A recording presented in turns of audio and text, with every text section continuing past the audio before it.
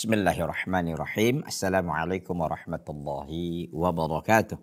Alhamdulillahirabbil alamin wa bihi nasta'inuhu ala umurid dunya waddin wassalatu wassalamu ala asyrafil anbiya'i wal mursalin nabiyina Muhammadin wa ala alihi wa ashabihi wa man tabi'ahum bi ihsanin ila yaumiddin. Ikhwati fillah azani Allah ta'ala wa iyyakum jami'an. Para pemirsa Salam TV dimanapun antum berada, dan seluruh para penonton dan penggemar dan pencinta kajian kitab Syarah Al-Aqidah At-Tahawiyah yang disyarahkan oleh Syekh Abdurrahman bin Nasir Al-Barraq hafizahullahu tabaraka wa ta'ala.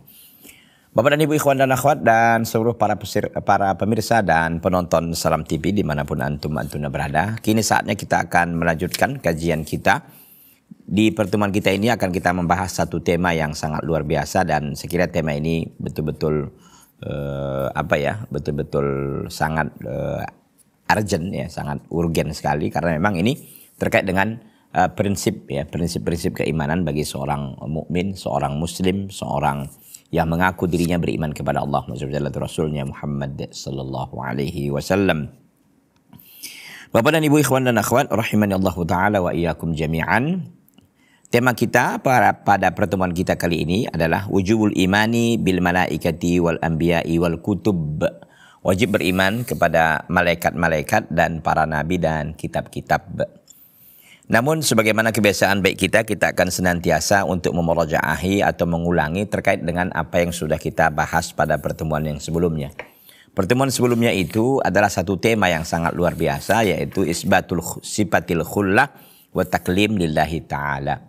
Itu menetapkan sifat khullah dan taklim, berbicara bagi Allah SWT. Jadi menetapkan sifat khullah itu artinya menetapkan sifat pertemanan, sahabat akrab, sahabat karib, bahkan mungkin kekasih di atas itu lagi gitu ya. Menetapkan sifat khullah dan taklim bagi Allah SWT. Artinya menetapkan sifat khullah dan berbicara kepada Allah tabaraka wa ta'ala. Dan ini sudah kita bahas pada pertemuan yang lalu, bahwa hanya dua dari para nabi dan para rasul yang dipilih oleh Allah SWT sebagai khullahnya. Ya, sebagaimana dikatakan oleh Nabi sallallahu alaihi wasallam dalam riwayat Muslim, ya, Rasulullah sallallahu alaihi wasallam bersabda, "Innallaha ittakhadani khalilan kama ittakhadha Ibrahima khalilan." Sesungguhnya Allah SWT telah menjadikanku sebagai khalilnya, sebagaimana Ibrahim telah dijadikan oleh Allah SWT khalilnya.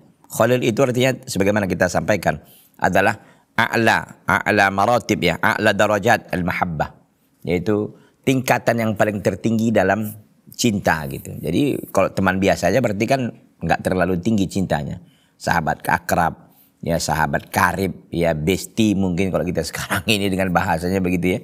Kemudian juga kekasih dan sebagainya begitu. Di atas itu lagi. Karena Nabi kita Muhammad SAW bukan hanya Habibullah, di atas itu lagi dia Khalilullah. Begitu ya. Jadi intinya bahwa dua Nabi dan dua Rasul inilah yang dijadikan oleh Allah sebagai Khalilnya, yaitu Nabi Ibrahim dan Nabi kita Muhammad Sallallahu Alaihi Wasallam. Dan di sisi lain bahwa Allah SWT punya sifat taklim, yaitu sifatul kalam, berbicara bagi Allah SWT. Dan ini sudah kita juga sampaikan bahwa Nabi Musa alaihissalam yang diajak oleh Allah SWT untuk berbicara. Wa kallamallahu Musa takliman. Dan Allah SWT mengijak berbicara dengan Musa dengan pembicaraan yang sempurna. Jadi bukan bicara yang nggak jelas gitu. Bicara yang memang jelas ya. Dan itu didengarkan oleh Nabi Musa alaihi salam. Oleh karena itu ikhwati fillah, a'azani Allah ta'ala wa iyyakum jami'an. Intinya bahwa pada pertemuan yang lalu itu kita ingin menetapkan bagi Allah SWT sifatul khullah dan sifatul taklim. Itu sebenarnya. Ya, jadi seorang mukmin, ya, seorang yang beriman kepada Allah dan Rasulnya hendaklah harus meyakini perkara ini, bahwa Allah SWT memiliki sifat khullah dan juga itu sifatul taklim. Ikhwati fillah azani Allah ta'ala wa iyyakum jami'an. Nah, pada pertemuan kita kali ini, sebagaimana kita sudah tadi angin-anginkan, begitu ya, angin-anginkan ya, artinya sudah kita sampaikan ya, semacam pengantarnya tadi, bahwa tema kita pada pertemuan kita kali ini di halaman 201 dari Syarah Aqidah At-Tahawiyah ini adalah wujubul imani bil malaikah. Wajibnya beriman kepada para malaikat, wal anbiya, dan para nabi, wal kutub, dan kitab-kitab. Jadi kalau kita mau urutkan, ini adalah rukun iman yang kedua, ketiga, keempat, dan ini kan keempat lah. Karena kalau kita lihat di dalam hadis Nabi SAW yang dikeluarkan oleh Imam Muslim rahimahullahu ta'ala, bahwa Nabi SAW ketika menjawab pertanyaan Jibril, ya Muhammad akhbirni anil iman, wahai Muhammad beritakanlah kepada aku tentang iman. Maka Nabi SAW menjawab, al-iman an tu'mina billahi wa malaikatihi wa kutubihi wa rusulihi. Begitu. Iman itu adalah engkau beriman kepada Allah dan kepada malaikatnya, kepada kitab-kitabnya dan kepada rasulnya, wal yaumal akhir, dan hari akhir, wa an tu'mina biqadar khairihi wa syarrihi. Dan engkau beriman kepada Allah dengan ketetapan Allah yang baik dan yang buruk. Ikhwati fillah azani Allah ta'ala wa iyyakum jami'an. Kita lihat apa yang disampaikan oleh Syekh Al-Imam Abu Ja'far At-Tahawi, dan selengkapnya nanti akan disyarahkan langsung oleh Syekh Abdurrahman bin Nasir Al-Barraq. Wa qawluhu, perkataan Imam Abu Ja'far At-Tahawi rahimahullah, wa nu'minu bil malaikati wan nabiyyin wal kutubil munazzalati 'alal mursalin wa nasyhadu annahum kanu 'alal haqqil mubin. Dan kita beriman dengan para malaikat dan para nabi dan kitab-kitab yang diturunkan kepada para rasul, dan kita bersaksi bahwasanya mereka adalah semuanya di atas kebenaran yang nyata. Ini perkataan Al-Imam Abu Ja'far At-Tahawi rahimahullah. Kita lihat bagaimana syarah yang disampaikan oleh Syekh Abdurrahman bin Nasir Al-Barraq. Ahlus sunnati yu'minuna bihadihil usul bil malaikah wa bil anbiya'i wa bil kutub, wa hadhihi salah satu usulin min usulul iman allati dzakaraha ar-rasul sallallahu alaihi wasallam fi jawabihi li Jibril haitsu qala al-iman an tu'mina billahi wa malaikatihi wa kutubihi wa rusulihi wal yaumil akhiri wa tu'mina bil qadari khairihi wa tu'mina bil qadari khairihi wa syarrihi.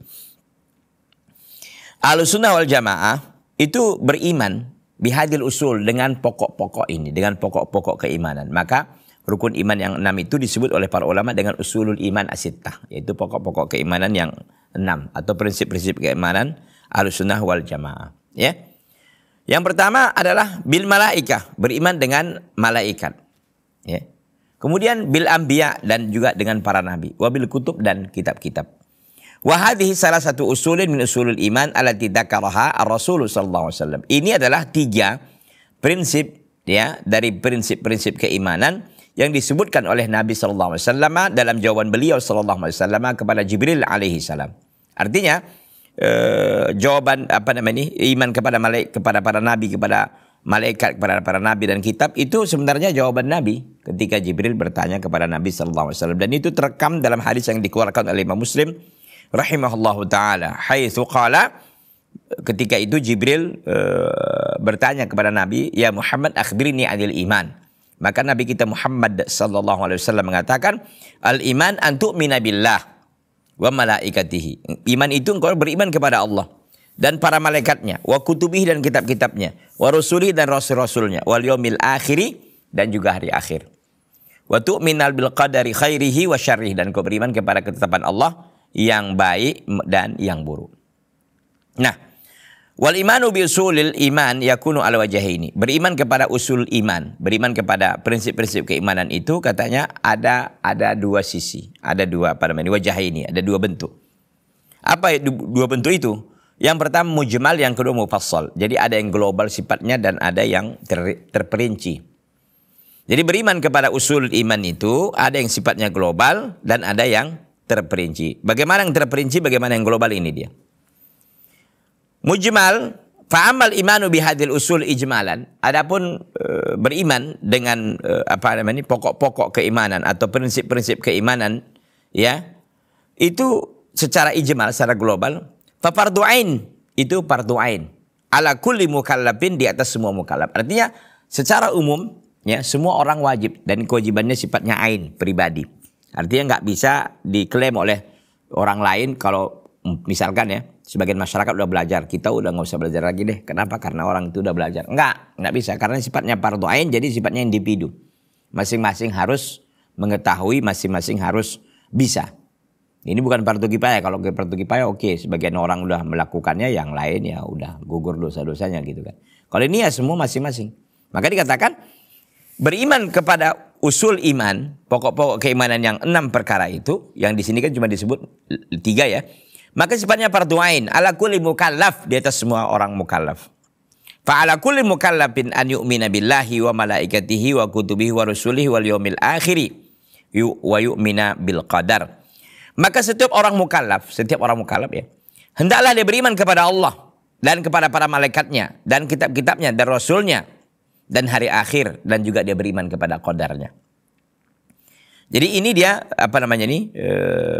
kewajiban kita ya kepada iman ini, terhadap iman ini, ya ini kewajiban yang sifatnya ijmal dulu. Ijmal itu mujmal itu artinya adalah yang garis besar, global. Bahwa kalau global ini dia wajib beriman kepada semua rukun iman yang disebutkan dalam hadis Nabi sallallahu alaihi wasallam, beriman kepada Allah, beriman kepada malaikat, kitab-kitab, rasul, hari akhir, dan juga kepada al-qadar. Wal Imam At-Tahawi rahimahullah fi hadhil aqidah lam yura'i tartiba masail iman. Kata Syekh Abdurrahman bin Nasir al-Barrak, Al-Imam At-Tahawi rahimahullah, Abu Ja'far At-Tahawi, dalam perkara akidah ini tidak memperhatikan tentang tertib masalah iman. Tidak memperhatikan tertib masalah iman. Jadi bagaimana itu? Fayadhkuru masaila tata'allaq masalan bil iman billah wa masail tata'allaq bil iman bir rasul. Summa ya'ud wa yadhkuru masail tata'allaq bil iman wal kutub. Beliau ini katanya kurang memperhatikan tertib masalahnya. Sehingga beliau misalkan menyebut masalah yang terkait dengan keimanan, misalkan iman kepada Allah. Kemudian masalah-masalah terkait dengan keimanan kepada Rasul. Kemudian kembali dan menyebutkan masalah-masalah yang terkait dengan iman kepada kitab atau malaikat atau dengan hari akhir. Gitu. Min ghairi mura'atin litartib, tanpa beliau ini memperhatikan tertibnya, tertib urutannya, gitulah kira-kira. Beliau enggak memperhatikan urutan itu. Kalau kita lihat misalkan di dalam hadis Nabi SAW itu kan al-iman bil malaikah dulu, iman billah, baru iman malaikah udah benar, kemudian iman bil kutub gitu, yang ketiga itu kutub, baru iman kepada Rasul itu keempat. Tapi kalau di sini kan dia dibalik gitu, iman kepada malaikat langsung kepada Nabi dan kitab gitu. Ya, jadi ini artinya beliau tidak memperhatikan susunannya sebagaimana yang datang dalam hadis Nabi SAW. Tapi ini juga nggak ada masalah. Kalau dia kan dalam pengertian menjelasin aja ya. Bukannya dibolak-balik ini yang utama. Enggak, hanya sekedar ya tentu jangan dibalik. Iman kepada Allah adalah iman yang paling tertinggi kan gitu. Tapi beliau ini tentu bukan itu yang mau beliau ingin sampaikan. Hanya sekedar untuk menjelaskan aja.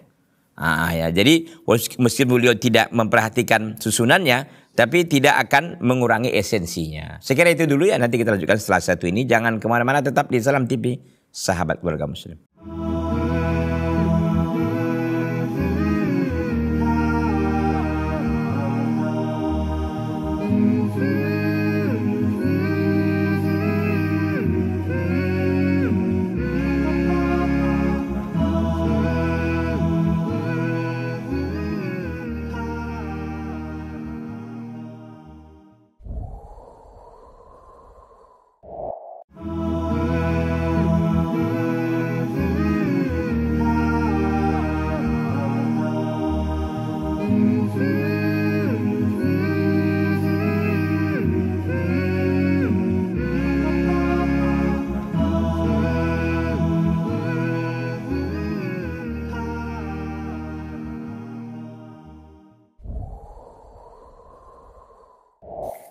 Ikhwati fillah azani Allah Ta'ala wa iyyakum jami'an. Jadi al-Imam Abu Ja'far At-Tahawi beliau memang tidak memperhatikan tertib masalah ini. Seharusnya beliau mendahulukan iman kepada kitab sebelum iman kepada Rasul gitu kan. Tapi ini nggak ada masalah sebenarnya, karena hanya sekedar untuk menjelaskan aja gitu. Beliau tidak ada terkaitan dengan tertibnya, enggak. Jadi beliau menjelaskan iman ini, iman kepada Allah begini, iman kepada malaikat begini, kitab begini, Rasul begini.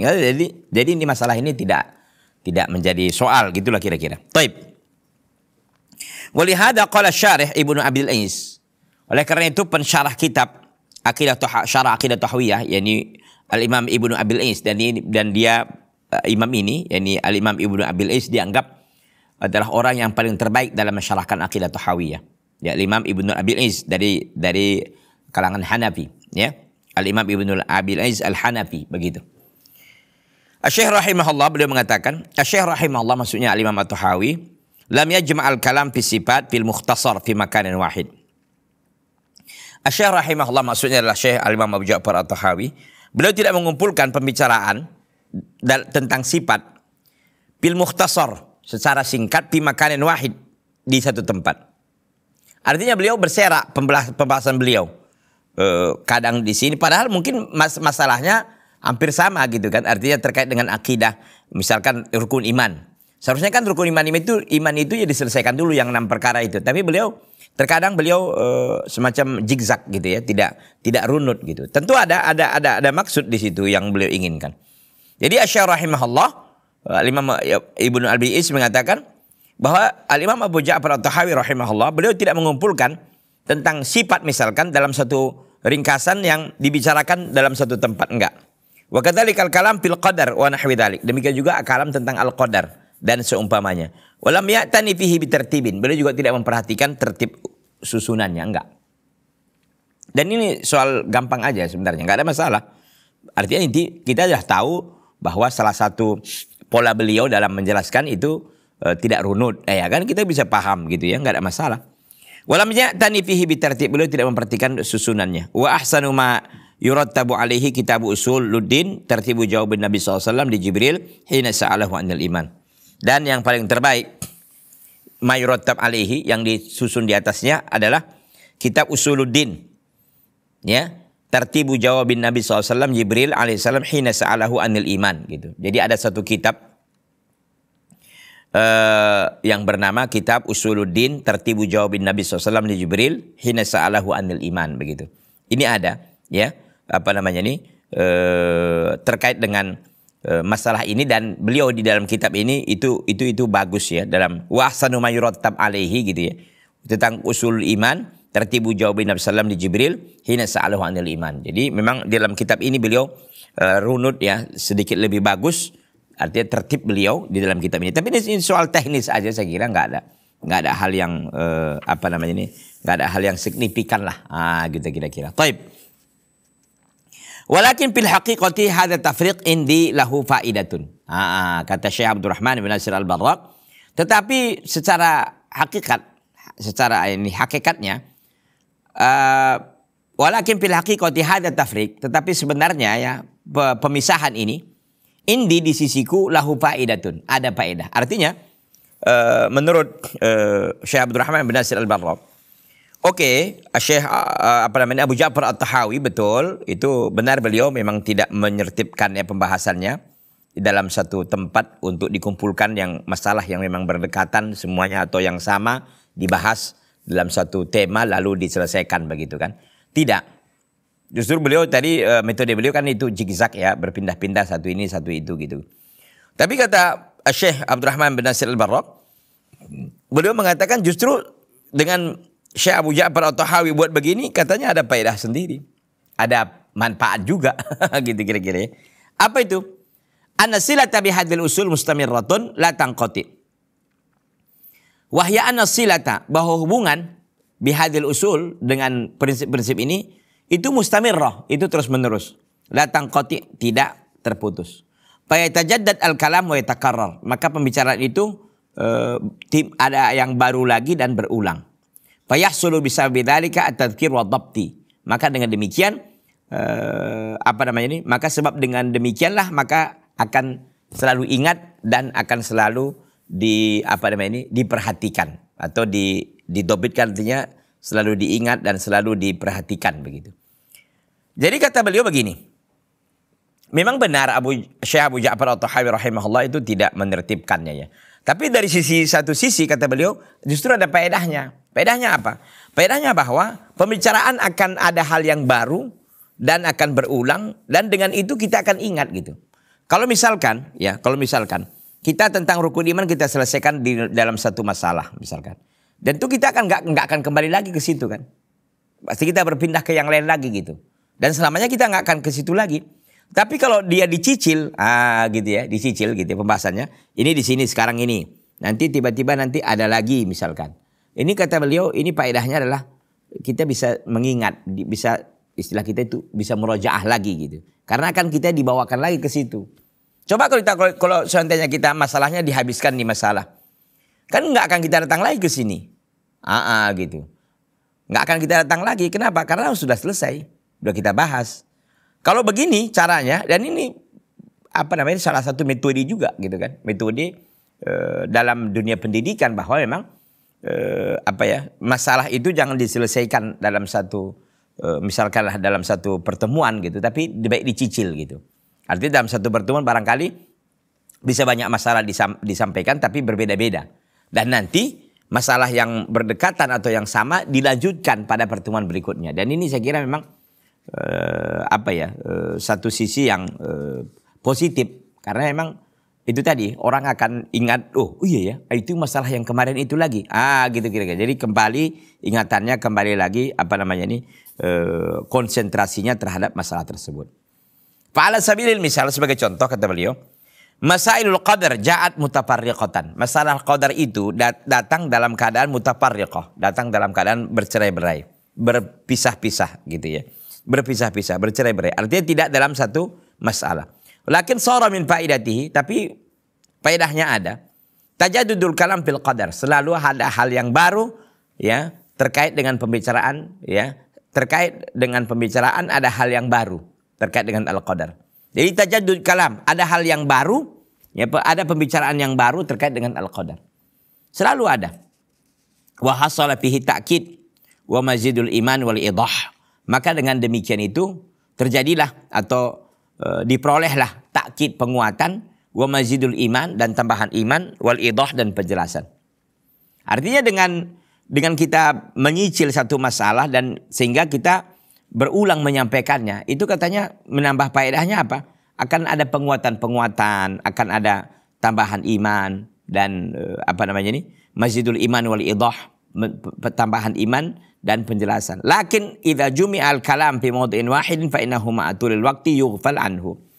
Tapi kalau seandainya satu pembicaraan itu dikumpulkan dalam satu tempat, maka bersamaan dengan panjangnya waktu, yughfal anhu, akan dilalaikan, akan lupa darinya.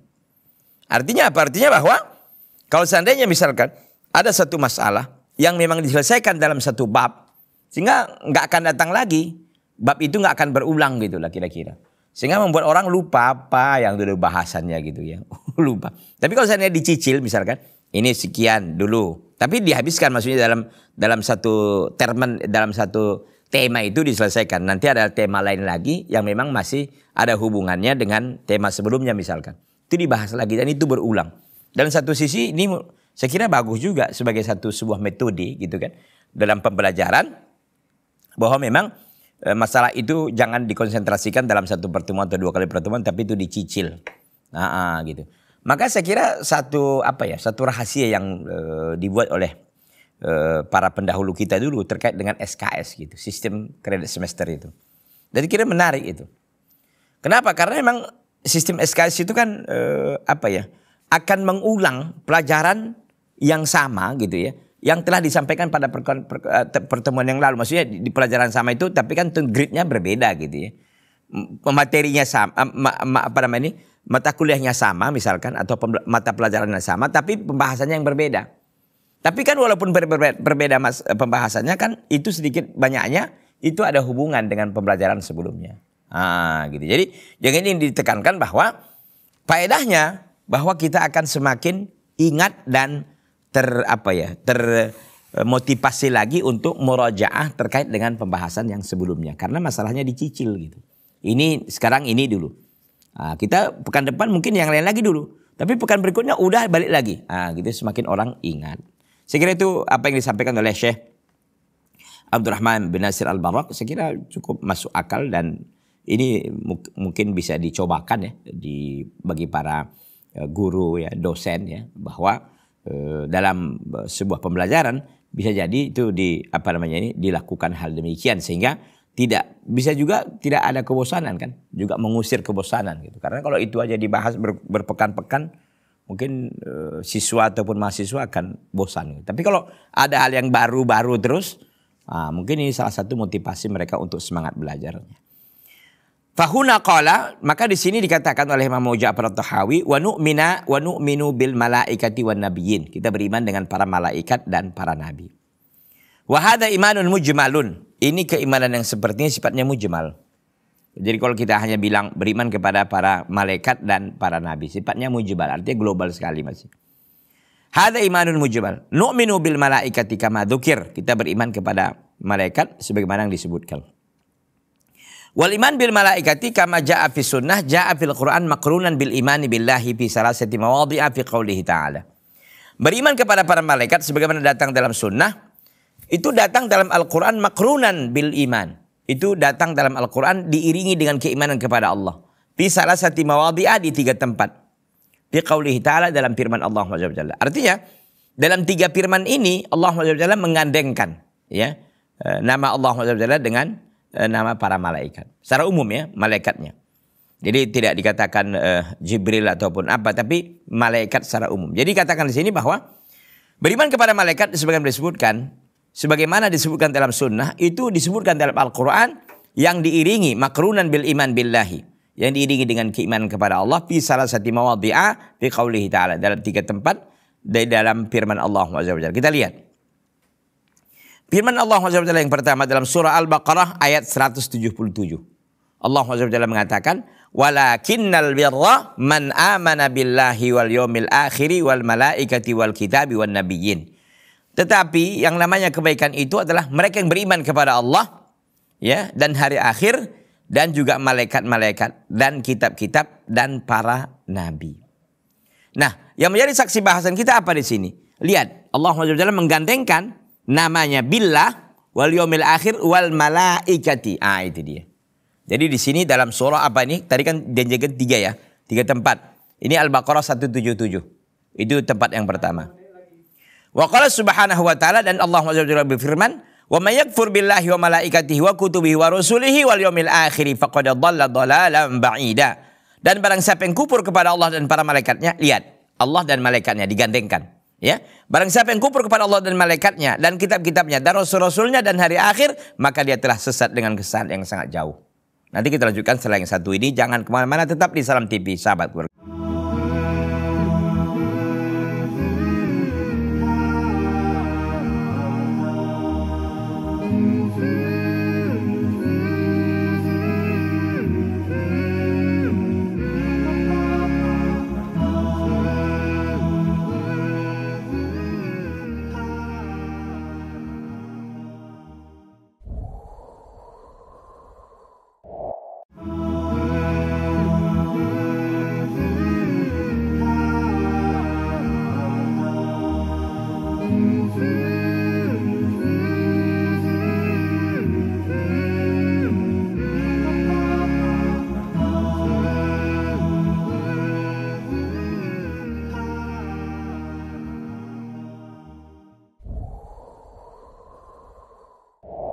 Ikhwati fillah azani Allah Ta'ala wa iyyakum jami'an. Jadi kita sampaikan tadi bahwa dalam Al-Quran Allah SWT menyebutkan 3 tempat atau di 3 ayat.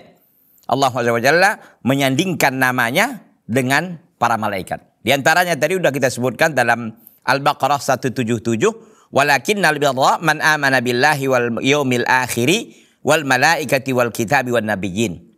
Tetapi yang namanya kebaikan itu adalah mereka yang beriman kepada Allah dan hari akhir dan malaikat. Lihat, malaikat, Allah, hari akhir, dan malaikat. Wal kitab dan kitab-kitab wan nabiyyin, dan para nabi. Al-Baqarah 177. Yang kedua di dalam surah An-Nisa 136, wa may yakfur billahi wa malaikati. Ini langsung. Kalau tadi kan ada pemisah ya, wal yaumil akhir. Apa tadi? Man amana billahi wal yaumil akhir wal malaikati. Begitu. Jadi ada pemisah wal yaumil akhir. Tetapi di sini di 136 An-Nisa ini tidak, dia langsung. Wa may yakfur billahi wa malaikatihi. Lihat, wa malaikatihi wa kutubihi wa rusulihi wal yaumil akhiri faqad dhalla dhalalan ba'ida. Barang siapa yang kufur kepada Allah dan kepada para malaikatnya dan kitab-kitabnya dan rasul-rasulnya dan hari akhir, maka dia sungguh sesat dengan kesesatan yang sangat nyata. Demikian. Jadi yang menjadi saksi bahasan kita bahwasanya Allah SWT menyandingkan nama Allah SWT dengan para malaikatnya. Ini tentu sebuah kemuliaan dan keutamaan kepada para malaikat, bahwa mereka ini disebutkan oleh Allah SWT bergandengan dengan nama Allah Subhanahu wa taala sendiri. Wa qala subhanah. Jadi ini yang ketiga ya. Yang pertama tadi Al-Baqarah 177, yang kedua An-Nisa 136. Yang ketiga adalah firman Allah Subhanahu wa taala dalam Al-Baqarah 285. Al-Baqarah 285. Allah Subhanahu wa taala berfirman, "Amanar rasulu bima unzila ilaihi min rabbih wal mu'minun. Kullun amana billahi wa malaikatihi wa kutubihi wa rusulihi la nufarriqu baina ahadim min rusulih." Rasul itu beriman, amanah Rasul. Rasul itu artinya Muhammad SAW beriman dengan apa yang diturunkan kepadanya dari Rabbnya. Wal mu'minun, dan orang-orang beriman juga demikian. Kullun amana billahi wa malaikatihi wa kutubihi wa rusulih. Semuanya beriman kepada Allah dan malaikat-malaikatnya dan kitab-kitabnya, wa rusulihi dan rasul-rasulnya. La nufarriqu baina ahadim min rusulih. Kami tidak pernah membedakan, ya, membeda-bedakan baina ahadim min rusulih, di antara para rasul-rasul Allah Subhanahu wa taala. Artinya mereka beriman kepada semua para rasul itu. Tidak ada yang mereka beda-bedakan. Ya, kalau kita beriman kepada Nabi Muhammad SAW, maka kita harus beriman kepada Adam. Kita harus beriman dengan Nabi Musa, dengan Nabi Isa, dengan Nabi Ibrahim, dengan Idris, Saleh, Hud, dan segala macamnya. Artinya kalau kita satu beriman, harus beriman semuanya. Nggak boleh dipisah-pisah. Sebagian kita beriman, sebagian kita kufur, itu tidak benar. Jadi harus kita beriman dengan semua para rasul. Nah, kita saksikan di sini apa? Yang menjadi saksi bahasan kita adalah perkataan Allah SWT. Apa kata Allah? Kullun amana billahi wa malaikati. Lihat, Allah SWT juga mensejajarkan, ya, menyandingkan nama Allah SWT dengan nama para malaikatnya. Kemudian itu Al-Baqarah 285. Jadi sudah ya, tiga yang disebutkan tadi, 3 tempat. Ada Al-Baqarah 177, An-Nisa 136, dan Al-Baqarah 285. Fanu'minu bil malaikatil ladzina wasafahumullah bisifatin karimah. Maka kita beriman kepada para malaikat, ya, yang Allah SWT telah sifati mereka dengan sifat-sifat yang mulia. Makhluk, ya, makhluk yang mulia, yang dekat dengan Allah SWT para malaikat. Adalah para malaikat. Dan mereka adalah makhluk pilihan. Ya, kita lihat bagaimana sifat mereka yang mulia itu. Faqala ta'ala anhum. Allah SWT berkata tentang mereka. Wa qalu ittakhadar rahmanu walada. Dan orang-orang kufar mengatakan Allah SWT memiliki anak. Subhanah. Allah SWT maha suci Allah. Bal ibadun mukramun. Bahkan mereka adalah hamba-hamba Allah yang mulia.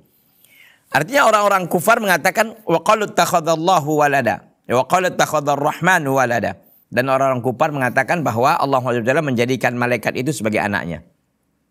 Subhanah, maha suci Allah. Bal ibadu mukramun. Ya, bahkan malaikat itulah hamba-hamba Allah yang mulia. Ya, hamba-hamba Allah yang mulia. Jika seandainya Allah ada anak, ya anaknya jadi Tuhan juga kan? Kan gitu konsekuensinya. Makanya ketika malaikat ini ditemukan sebagai ibad, sebagai hamba, ya tentulah bukan anak Tuhan berarti. Bahwa dia adalah ciptaan Allah SWT, begitu. Jadi di sini tegas ya. Allah SWT mensifati mereka dengan ibadum mukramun, hamba-hamba Allah yang mulia. Ya. Kemudian Allah itu terdapat di dalam surah Al-Anbiya, nanti ada lagi satu ayat lagi, itu 26, 27-nya begini. La yasbiqunahu bil qawli wa hum bi amrihi ya'malun. Ya, para malaikat itu ya tidak berbicara mendahului Allah SWT. Wa hum bi amrihi, dan mereka dengan perintah Allah itu ya'malun, mereka melaksanakannya. Artinya para malaikat ini nggak pernah ngebangkang, nggak pernah ngelawan, nggak pernah ngebantah, ya, nggak pernah ngelawan, nggak pernah ngebantah, nggak pernah durhaka kepada perintah Allah. Enggak. Wa hum bi amrihi ya'malun. Sementara mereka dengan semua perintah Allah mereka melaksanakannya tanpa ada lagi pertanyaan, nggak ada. Mereka makhluk-makhluk Allah yang sangat taat. Makanya wajar mereka disuruh-suruh oleh Allah untuk melakukan pekerjaan ataupun tugas-tugas. Yang kalau kayak kita yang dikasih tugas, barangkali kita akan berkhianat misalkan. Barangkali kita tidak mampu, ya, banyak cerita, ya. Kan gitu. Tapi para malaikat itu Masya Allah, ya. Mereka melaksanakan dengan sebaik-baiknya sebagaimana dikehendaki oleh Allah Subhanahu wa taala. Yang menariknya adalah la yasbiqunahu bil qawli mereka tidak pernah mendahului Allah dalam bicara, wa hum bi amrihi ya'malun, dan mereka dengan perintah-perintah Allah itu mereka laksanakan. Tidak ada satu perintah Allah pun yang mereka sia-siakan, yang mereka tidak laksanakan. Al-Anbiya ayat 26-27. Wa qad akhbarallahu ta'ala annal malaikata asnafun minhum. Dan Allah SWT telah memberitakan bahwa para malaikat itu ada beberapa asnaf, ada beberapa jenis, ya, ada beberapa asnaf itu golongan, ya. Minhum di antara mereka malakul maut. Jadi malakul maut itu nama apa ya? Nama kelompok gitu. Jadi tidak ada istilahnya malakul maut itu sendiri, dia ada kelompoknya. Tapi tentu ada apa namanya ini, ada roisnya ataupun ada ketuanya, iya. Tapi mereka ini malaikat maut itu kelompok. Jadi tidak hanya sendiri dia, banyak ya. Banyak apa namanya ini, pembantu-pembantunya atau teman-temannya. Jadi nama kelompok malakul maut. Tentu ada ketuanya, iya. Qala ta'ala, Allah Jalla berfirman, "Qul yatawaffakum malakul mautil ladzi wukila bikum." Katakan wahai Muhammad, kalian diwafatkan, cabut nyawanya oleh malaikat maut yang diwakilkan kepada kalian. Tsumma ila rabbikum turja'un. Kemudian kepada Rabb kalian akan dikembalikan.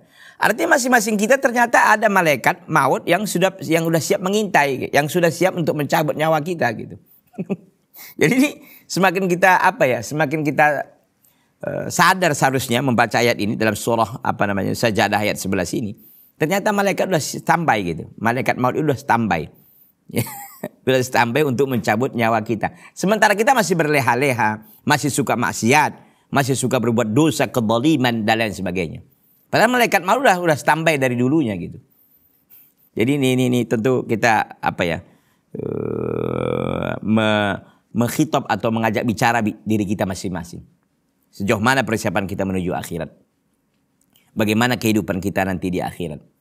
Maka ini seharusnya menjadi satu motivasi tersendiri bagi kita untuk lebih meningkatkan lagi keimanan dan ketakwaan kita kepada Allah Tabaraka wa Ta'ala. Jadi di sini Allah mengatakan, "Qul yatawaffakum," katakan Muhammad, kalian itu diwafatkan oleh malaikat maut yang diwakilkan kepada kalian. Tsumma ila rabbikum turja'un. Kemudian kepada Rabb kalian akan dikembalikan. Jadi masing-masing sudah ada malaikat maut yang akan siap mencabut nyawa kita sesuai dengan yang telah ditentukan oleh Allah Tabaraka wa Ta'ala. Jadi ada malaikat itu asnaf, ada berjenis-jenis atau berkelompok-kelompok, ini dia. Malaikat maut diantaranya. Wa minhumul malaikatul ladzina hum min a'wani malakil maut. Dan di antara mereka ada malaikat-malaikat yang mereka ini merupakan a'wanil malakil maut, yaitu penolong ya malaikat maut. Jadi di antara mereka ada malaikat-malaikat yang memang adalah penolong atau pembantu dari malaikat maut. Jadi malaikat maut itu ada pembantunya, itu akan kelompok mereka malakul maut ya, ada ketuanya tentunya. Ya. Malakul maut. Qala ta'ala, malakul maut sebagaimana kita katakan tadi, ada malaikat itu, ada malaikat maut itu ada a'wannya, ada pembantu-pembantunya atau teman-temannya. Kemudian di antaranya lagi ada, tadi kan ada malaikat maut. Di antaranya malaikatur rahmah, ada malaikat-malaikat rahmat. Kemudian juga wa malaikatul adab, dan malaikat-malaikat yang mengadab. Jadi ada malaikat rahmat, ada malaikat adab. Wa qad adhafa Allahu ilaihim tawaffi kama adhafahu ila malakil maut. Dan Allah Subhanahu telah mengidhafahkan, menyandarkan kepada mereka yakni wafat itu sebagaimana Allah Subhanahu sandarkan kepada malaikat maut. Ya, artinya bahwa tentang kematian itu ya yang dilaksanakan oleh malaikat maut itu disandarkan kepada mereka, bahwa mereka lah yang melaksanakan eksekusi kematian itu dengan izin dan dengan persetujuan dari Allah Tabaraka wa Ta'ala. Kita lihat Allah SWT berfirman ya di dalam surah Al-An'am ayat 93. Walau tara idil zalimuna fi ghamaratil mauti, walau tara idil zalimuna fi ghamaratil mauti wal malaikatu basitu aydihim akhriju anfusakum al yawma tujzauna adzabal huni bima kuntum taquluna 'ala Allahi ghairal haqqi wa kuntum an ayatihi tastakbirun. Jikalau kalian melihat orang-orang zalim dalam keadaan sakaratul maut, ghamaratil maut, sakaratul maut, wal malaikah, dan para malaikat itu basitu aidihim, mereka membentangkan tangan mereka. Akhriju anfusakum. Mereka berkata kepada orang-orang zalim tadi, keluarkanlah olehmu nyawa-nyawamu. Al-yawma tujzauna adzabal hud. Pada hari ini kalian akan dibalas dengan balasan adab yang sangat menghinakan. Bima kuntum taqulun. Dengan apa yang kalian katakan Allah terhadap Allah. Ghairal haq. Kalian mengatakan kepada Allah perkara yang bukan benar. Wa kuntum an ayati tastakbirun. Dan kalian pun dari ayat Allah itu sangat takabur. Arti angkuh. Ya, dalam surah Al-An'am. Jadi kita di sini lihat Allah SWT mengatakan bahwa para malaikatlah yang melakukan eksekusi kematian itu. Ya, kematian itu. Jadi ini tegas di sini bahwa para malaikat itu memiliki tugas, di antara tadi malaikat maut ini langsung mengeksekusi kematian dengan izin Allah. Wa qala ta'ala, dan Allah SWT berfirman, alladzina tatawaffahumul malaikah thayyibin. Mereka-mereka yang diwafatkan oleh para malaikat, orang-orang baik yang diwafatkan oleh para malaikat. Yaqulun, malaikat berkata kepada mereka, salamun alaikum, keselamatan bagi kalian. Udkhulul jannata bima kuntum ta'malun. Masuklah kalian ke dalam surga dengan sebab apa yang kalian lakukan. Masya Allah. Ya, ini merupakan malaikat-malaikat pencabut nyawa yang memang Allah SWT menyerahkan tugasnya atau menyerahi tugas kepada mereka untuk mencabut nyawa makhluk-makhluknya. Makhluk-makhluk Allah. Di antaranya adalah manusia ini. Baik yang beriman maupun yang kafir. Semuanya dieksekusi dilaksanakan oleh para malaikat. Di antaranya tadi malaikat maut. Oleh karena itu ikhwati fillah azani Allah ta'ala wa iyyakum jami'an. Seharusnya kita semakin takut ya menghadapi kematian. Tentu kita takut dalam pengertian di sini kita mempersiapkan justru karena kematian itu sebuah pintu yang semua orang pasti masuk di situ. Tidak ada yang bisa kita lari dari kematian. Ya, tidak ada. Semua kita akan menghadapi yang namanya kematian, mau nggak mau, siap nggak siap, kapan dan di mana saja kita harus siap ketika ajal telah tiba. Persiapan yang harus kita buat banyak. Itu barangkali yang bisa kita sampaikan pada pertemuan ini, mudah-mudahan bermanfaat. Hadza sallallahu wasallam wa baraka ala nabiyina Muhammad wa ala alihi wa sahbihi wasallam. Subhanaka Allahumma wa bihamdika asyhadu an la ilaha illa anta astaghfiruka wa atubu ilaika. Wassalamu alaikum warahmatullahi wabarakatuh.